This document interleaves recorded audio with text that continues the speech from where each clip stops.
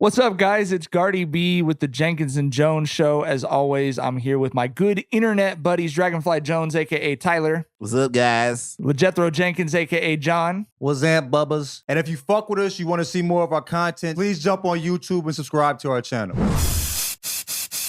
We should address him as KD's big bro, because he got to call him big bro from around out, bro. He be sunning his ass so that in front of the whole world. You don't want to listen.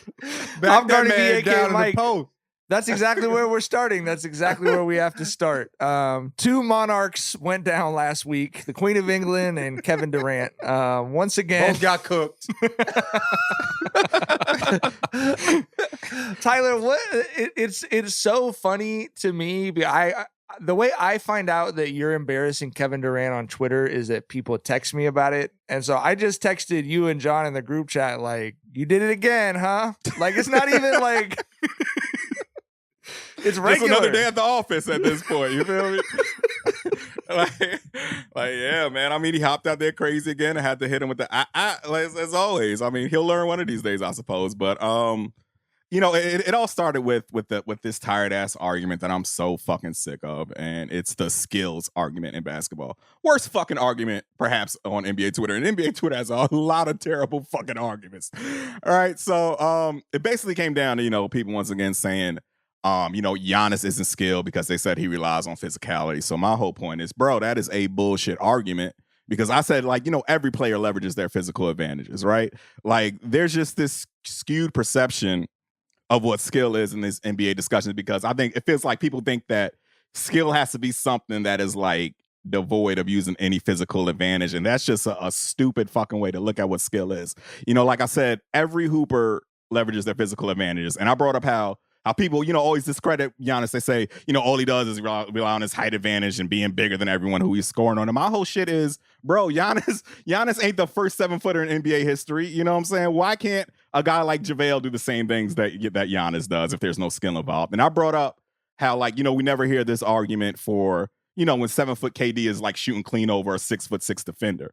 Because, you know, that right, you know, that is for sure Kevin Durant leveraging his physical advantage over defenders. And there's for sure skill involved in Kevin Durant getting buckets, you know, over small defenders, because, you know, fucking Ben Simmons is 6'11".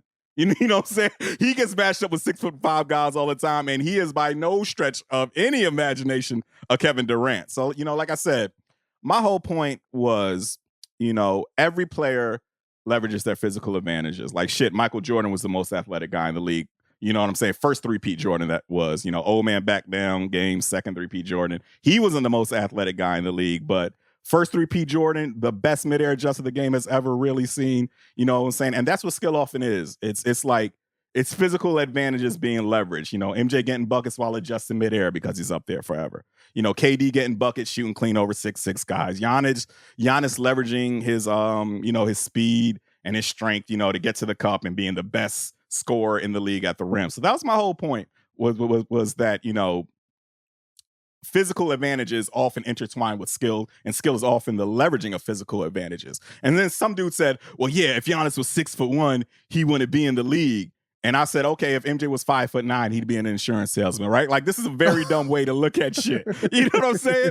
Right? Like, but he's not 6'1". If Shaquille O'Neal had been weird. 10'5", Right. he might have killed someone. You know what I mean? It's just like if Kobe Bryant was 1'4" tall. I mean, it's just like, Right? Where does it Right. end, bro? You know what I mean? Right, exactly. It's a stupid fucking way of looking at shit. Well, you know, I tweeted that, and here comes fucking Kevin, you know, quote tweeting me, purposely missing the point as he always does. You know, and throwing out those little he threw out the little snarky ass tweet. Well, what would you be if you were 6'6"? You know, and I saw that and I was like, okay, all right. And let me tell you something about Kevin Durant. Let me tell you where y'all fuck up interacting with Kevin Durant on Twitter. Y'all think he is on Twitter to have good faith conversations about basketball, and he absolutely is not. You know what I'm saying? Like there was that time he is a troll. You know what I'm saying? Like there was that time last summer where you know that reporter hopped out there and was like, Kevin, you know, we'd love to hear, you know, some comments on this situation that you have now. And Kevin was like, what you want to know? And that dude ran off like 5-6 questions and KD was like, LOL, nice try. Right? Like KD is not out there to have good faith conversations with folks. You know, he baits them into thinking they are, then he clowns them. They fall for it. Bam. Next thing you know, you got 10,000 quote tweets of people laughing at how KD just bodied you. So I make it a point to never explain myself to KD when he hops out there, you know, crazy my manager. I can be like, oh no, Kevin, you misunderstood. I wasn't saying that, you know, all Jordan had was his height. I was saying it's a skew. Oh no, I wasn't gonna do that. I'm a big fan, bro. Like, right? No, exactly. He threw out some snarky shit. So I said, hey, okay. So he asked me, what would I be if I was 6'6"? I asked him, bro, what team would you be on if you had some leverage in that standoff you just had with Joe Tsai? Like, you know what I'm saying? If we want to take it to the snarky hypothetical tweets, let's talk about that. So, yeah, man. So KD hopped out there crazy and I had to bust his ass again. It is what it is. I also like trying. He keeps trying. It shows he's a competitor. He won't give up. You know what I'm saying? He won't give up. And I think that's one thing that's good about it. But it's odd, bro. Like, you dunked on him last time to the point where, I mean, for me, that's like me getting knocked the fuck out by a motherfucker that should knock me out, that you think should knock you out. I'm not going to fight that motherfucker again, bro. I'm like, that motherfucker got them hands. I learned my lesson. I'm moving on. He keep coming back, baby. You know what I'm saying? So lick back, bro. He's trying to get it ain't coming though, man. It ain't coming back. He spun the block and got his ass beat again. Very You feel firmly me? to the lick, Kevin. You will not take it from my grips. You will never get that lick back. It's crazy. You're only accumulating more licks. There is no lick refund that I will be dispensing to you. The thing that's weird to me is that you mentioned he's always coming at you about weird, misinterpreted shit too. Like that's what I don't understand. It's like, I mean, I guess the thing we were wrongest about or you were wrongest about, he can't really come at you about how you were wrong about Joe Tsai, I guess. Like, that's a legit question. He doesn't really have a lot of ground to stand on to throw a punch at you about that shit, I guess. But for it Joe to be about this, his it's like, ass, man. He ain't had no response. You feel me? So I told his ass, boy, shut all that jibber jabbing up all that dilly dally and come back to work. Yes, sir. Okay. I just don't. But it is just weird. The shit that he's come at you about is like so. I don't know. It's like it's trying to throw a haymaker at someone who knows it. To use John's analogy, it's like trying to start a punch back here on someone outside a bar who actually knows how to fight. It's like get you with something better than your joke about MJ or something. I don't know, because that whole the skill physical advantages shit. That's how we know nothing interesting happened in the NBA in the last 2 weeks. I thought we were done with that shit, bro. That's the worst hoops conversation ever. I would rather go back to 1994, like, who's the next white superstar? That's a better hoops conversation than skills versus physical advantage to me. I hate that shit, bro. It's all it's all physical skills and advantages. That's the whole, like, you cannot untangle those things. You cannot untangle those things. There's no point in trying to. It's like people think that it takes no skill to get buckets in the NBA inside of 10 feet or something. You know what I mean? If you're inside of 10 feet or you're at the rim, footwork doesn't matter. Touch doesn't matter. This motherfucker is 7 foot, Euro stepping through fucking 6'6" motherfuckers. You know what I'm saying? Finishing softly at the rim or booming on your ass. You got options. You know what I mean? Like, I mean, there's a lot that goes into to getting buckets in in basketball. You know what I mean? When it goes to crashing, taking it to the rim or shooting jumpers. You know what I mean? So, like, the fact that he's doing that, like you said, like, why isn't JaVale doing that? There's a lot of skill in somebody his size being able to do what he does. And it seems like you guys have never played basketball. There's skill in JaVale being JaVale. That's like, watch a high school or college basketball game with a 7-foot dude who's not going to make it to the NBA and tell me that the worst 7-footer in the NBA is not skilled. I mean, give me a fucking break, bro. It makes being on court with like Bradley Beal. You know what I mean? By far, way more athletic than us. He got his foot in the fucking in the paint and he boomed that bitch. You know what I'm saying? Like, the most athletic person I may have been on the court with ever in my life, right? But you could see the skill there. You could see the skill there, even though he was much bigger and much stronger. You would feel the exact same way if he was on the court with fucking Giannis. And so I know, KD was going, they went 7 against Giannis. You know what I'm saying? In the playoffs. You know what I mean? Like, dog, like he's played against Giannis a number of times. He sees that. Everybody in the league sees that. You know what I mean? So it's like you said, it's like he's not trying to have a real basketball conversations. If he was, he wouldn't even, fuck with that shit. He wouldn't, you know what I mean? He wants to get that lick back, and it ain't coming, baby. No refunds at the lick store, buddy. All lick sales are final. Right, they're all final, baby. But shout out to Kevin Durant for participating in the increased representation in the fantasy world that Lord of the Rings and Little Mermaid are. They're giving us black elves and black mermaids, and KD's giving us a black troll, like you said, Tyler. So diversity.